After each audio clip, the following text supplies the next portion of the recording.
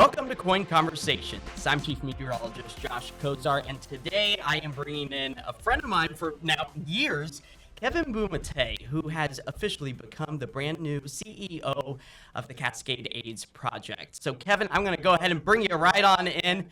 First off, congratulations on this big honor. Tell me, Thank you so much. How does it feel to be the new CEO of CAP? Yeah, it's quite surreal. I'm honored and humbled that I was chosen to fill this role. CAP is such an amazing organization, important to me, important to the community that I'm a part of, and so I just feel just deeply honored to be able to lead the organization forward. And I had mentioned, you and I, we've known each other now for several years, and I can't think of a more deserving person to be able to take on this very prestigious organization. For people who might not know about CAP, Cascade AIDS Project, could you explain a little bit about what you guys are all about? Sure. So CAP has been around for more than 40 years. We were born from the suffering caused by the AIDS epidemic in the 1980s, and we've evolved our mission over time. Today we provide a broad array of services supporting not only folks living with HIV, and those services include things like housing, social services, opportunities to connect with others, as well as employment services and so much more. And then we also provide a lot of comprehensive and compassionate care for the LGBTQ plus community. And taking on this role, obviously big shoes to fill just in the team size. How many people are under you? Who's all kind of behind the scenes with this as well? Yeah, CAP is comprised of 230 individuals, a budget of about $35 million on an annual basis. And we have a number of departments that accomplish the work that we do, including prevention, which does a lot of the STI testing, a lot of education around PrEP and other forms of preventative measures. We have a PRISM Health, which is a health clinic, a federally qualified health clinic that provides that compassionate care to the LGBTQ plus community. We have a housing department, which most people don't realize that CAP actually provides housing assistance to almost 1,000 households. And so that's a big part of our services. And then we have an office in Southwest Washington that provides similar services to what we do in Oregon, a lot of medical case management, STI testing. And then finally, there's our House of Portland, which is a residential care facility that provides long-term nursing care for folks living with HIV. And of course, I think a lot of people probably think about HIV/AIDS overall as a LGBTQIA plus disease, but it's much broader than that. Can you explain a little bit about that? Yeah, so I mean, it surfaced in the 1980s with amongst gay men. By virtue of the way the virus spreads, it was more common among gay men, but it has changed. The demographics have changed over time. A lot of folks that are diagnosed with HIV are folks that use illicit drugs through injections, and because it's that exchange of blood and other bodily fluids that creates an environment to be able to have that transmission. There is a lot of, we do serve the LGBTQ plus community, and there's a lot of overlap in terms of folks that are living with HIV and identify as LGBTQ plus, but we also serve a lot of folks that are not part of the LGBTQ plus community that have HIV. And you guys are doing fantastic work with everything under the sun. I hear about you guys all the time and all the charitable work and organizations that you set up. Now that people are maybe a little bit more familiar with what CAP does, tell us a little bit about yourself. How did you end up in the position you are today? Yeah, it's a pretty windy road, I think. I actually started my career in the Navy. I was a naval officer for 7 years. And then eventually moved over to be a civil servant for the federal government. Since that time and now, I've worked for another nonprofit. I worked for the city of Portland. Essentially, I've always been drawn to service of my community, to service of my country. And this is really an extension of that, continuing to serve the queer community as well as the HIV community here in Portland. people that I'm friends with, people that I hang out with on a regular basis, and people I care deeply about. So it's pretty neat to be able to have a job where you work for an organization and provide services to a community that you just care so immensely about. It makes it very rewarding, and it was an easy decision to eventually move to CAP. And I know with you kind of spearheading the new direction of CAP and everything, I got to reiterate to people that you have lived here in the Portland area for a while, so this is your community. The steps that you are taking to try and better educate people, to protect people, it's helping out your friends in that regard. How long have you been in the Portland area? Yeah, my husband and I have been in Portland for 10 years now, coming up in actually almost exactly 10 years now. Congratulations. Yeah, thank you. Happy to have it's you been guys great. here. Yeah. With kind of the new direction that you guys, or you in particular, are foreseeing, what's the direction that you would like to see CAP move in? Yeah, so I mean, obviously I think the services we provide today are so important to preserve, and I really want to create an environment where that's possible. But there are new threats, very, very real threats.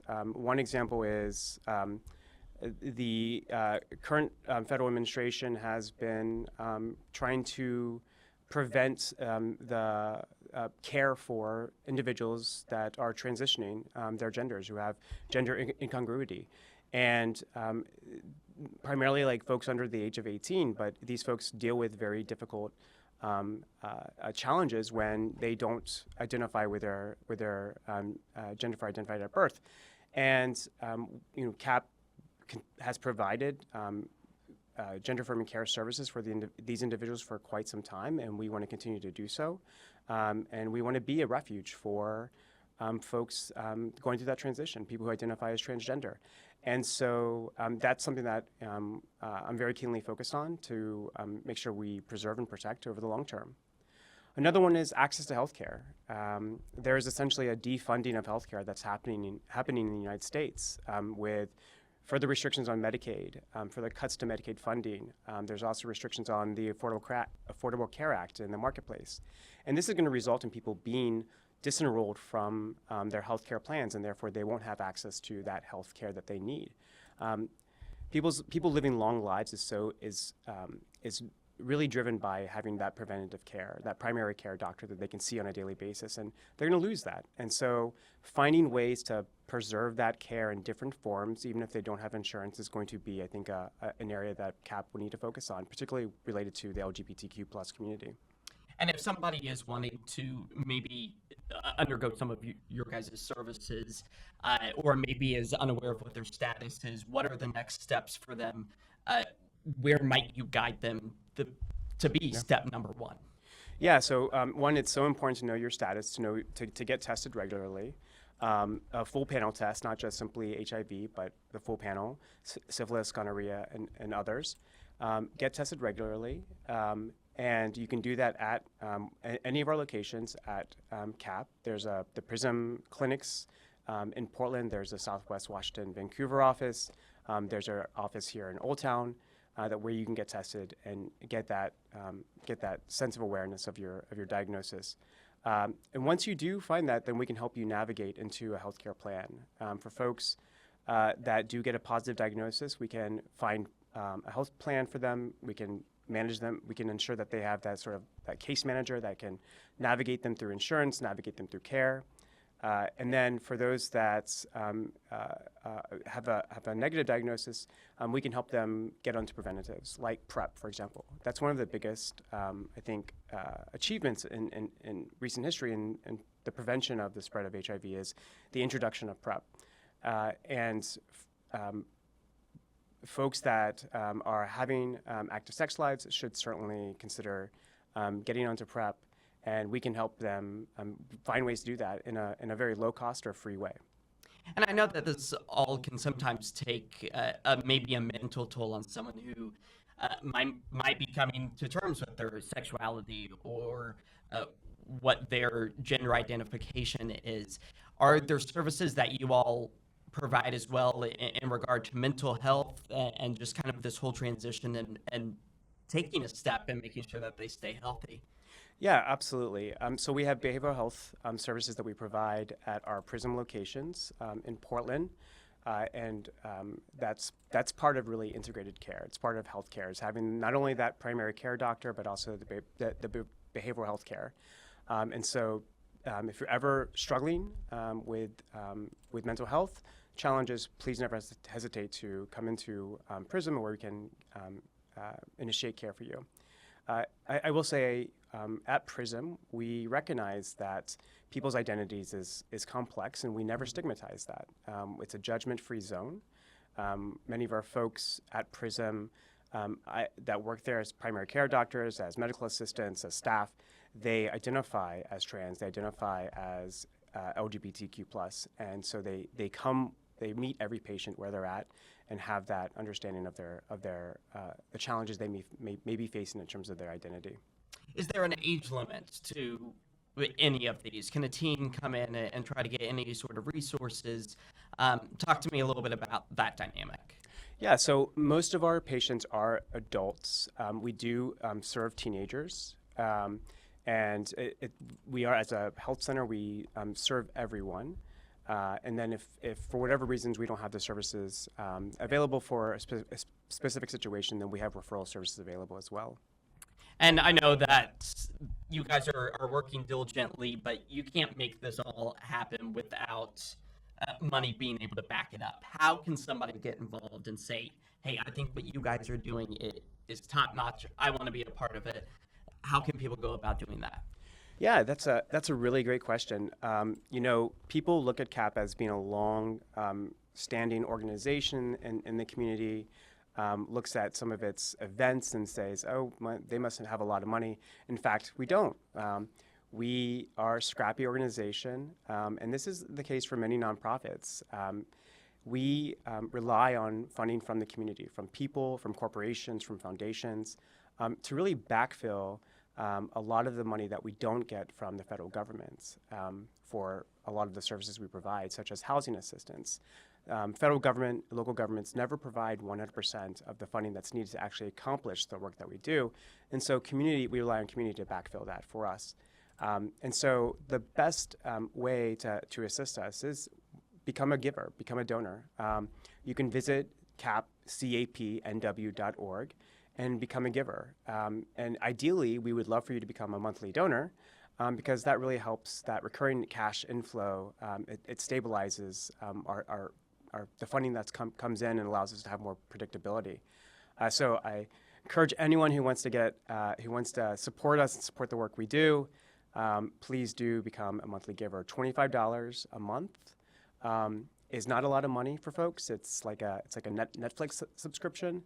Or even a cup of coffee at this point in time. Exactly, exactly. And $25 pays for one STI test for an individual. So just think about that. You do it 12 times a year. You have 12 individuals getting a free STI test for folks that otherwise couldn't afford it. And you've already kind of touched on it, but knowing your status really kind of opens the umbrella for a community as a whole, because it's not just LGBTQIA plus individuals who are, may transmit something like this, but knowing your status can help reduce that spread to any community. The greater Portland area. I know a lot of people also are struggling with money, and that's why you guys are in place, so the people who can help can. But really, like you mentioned, $25 helping an individual, that helps give back to your community. Talk to me a little bit about people coming in maybe wanting to support but don't have the financial needs to do so. Yeah, so being involved with CAP is a lot more than just simply giving money. We take other forms of services or help, such as volunteering. We have a lot of programs that require volunteers. One key program is Esther's Pantry, which is located in Milwaukee. They provide food assistance, to low-income families. They have trans pantry days for individuals who identify as transgender. And they rely on volunteers to essentially run that food pantry. And so that's one great need. We also have the Our House of Portland, which is a residential care facility for individuals living long lives with HIV but have high medical needs. We need people there to volunteer and provide sort of the give attention to the residents, help out at the kitchen, serve in the reception. So that's another area where we can really use volunteers. And you maybe don't know the statistics off the top of your head, but it almost seems that maybe parts of the transgender community are at a higher rate of needing help and assistance from food pantries and such. What kind of relationship do you see with those? Yeah, absolutely. So yeah, trans folks have a higher rate of being unhoused. Trans teenagers have a higher rate of being unhoused. It's one of the most marginalized communities in Portland and across the United States, really. And so making sure that they have a safe space to come get free food, do their shopping essentially for an entire week is important. They also can obtain housing support from us, which is essential, getting people into housing, either whether it's permanent housing or short-term assistance, is an area that we can provide assistance with as well. On the flip side, the fun part of CAP, you guys do a lot of different events. Talk to me a little bit about that, and maybe if people want to spread the word in that regard as well, because that's beneficial as well. What type of events do you guys typically have lined up? Yeah, so we have a few major events. In September, we have the AIDS Walk, which is it's a way for us to show up in community and say, hey, HIV is here. We're not afraid to say it. We're not stigmatizing it. We're here to support folks who are living with HIV, and we're here to do what we can to eliminate the epidemic altogether. So that's in September. We have the art auction and gala, which is our big glitzy event. It's a huge fundraiser for us. It's a lot of fun. A lot of artists donate some amazing pieces, which we then auction off as part of the event. That's happening on April 11th. If you're interested in buying tickets, those should be going on sale soon. We also have various events throughout the year just to continue to elevate voices of individuals, not only the LGBTQ plus community, but also those living with HIV. And one example is the World AIDS Day, which we had in December at the Clinton Street Theater, where we heard stories and voices from people who have been living through their HIV diagnosis, back from individuals that received the diagnosis in the 1980s and lost many of their friends, to people who recently have been diagnosed. So we have a lot of events throughout the year, and try to have a lot of fun as well. Pride is one of our fun events where we do a dance and march in the parade, and basically have that pride of who we are. And we love to see your guys' presence, and being out in the community myself, everyone always talks so highly and how much fun they have at all of these CAP events. You are now, as of this recording, 15 days into the brand new job. Yeah. I'm impressed with the knowledge you have. Tell me, on day one, maybe we'll take a look at this video. You put together a fun little clip just so people could get to know you as well. My apologies, at the beginning you talked about how bad the weather was that day. Yeah. What was the process? Thanks, Josh. I know. What was the process of kind of putting this together and building community even within your team? Yeah, so Erin, our content creator, who does amazing work on our social media, was the artistic director for this. She had a vision, and we had essentially, I think, 6 sets or 7 different sets where we had to set up this desk with the light and stapler and all the little tchotchkes in the exact same place. I was supposed to, say certain things, which I never got right. Had many takes. I feel you there. A lot of stuttering and a lot of just wrong words. You see some of the outtakes at the end. But it was just a really amazing thing that Erin and Dustin, who's our communications manager, pulled together for me to sort of show a little bit of my personality. And one thing I like to say is I do serious work but I'm never serious. I don't take Don't myself take yourself seriously, serious. but I do serious work. Yeah. Yes, and I think that really kind of breeds a positive workplace environment for so many people. It allows people to want to be part of the community, and I know that you shed that light very brightly in the years that we've known each other. Is there anything that people should know that maybe I failed to ask that you were just dying to let them know about CAP? Our residential care facility this year is reaching its 20-year anniversary of its building, and it cares for 14 people with high medical needs, 24-hour nursing facility, beautiful space, does amazing work, and our HVAC is going kaput. And if anyone knows of a free HVAC, let me know. But I also, Josh, I hope to see you and Cole at the art auction. It'd be lovely to have you there. Yeah, no, we definitely, anytime you got our phone numbers, hit us up and we will be there in a heartbeat because you guys do a lot of great work. Yeah, thank you. Well, thank you, Kevin Bumatay, for spending time with me today and enlightening people about CAP. Again, congratulations on your job. And, I'm really excited to see where you take everybody here in the next several years and beyond. Yeah, thank you so much for having me. It's so great. It's always good talking with you. Likewise. That's it for our KOIN Conversation. We'll see you all later.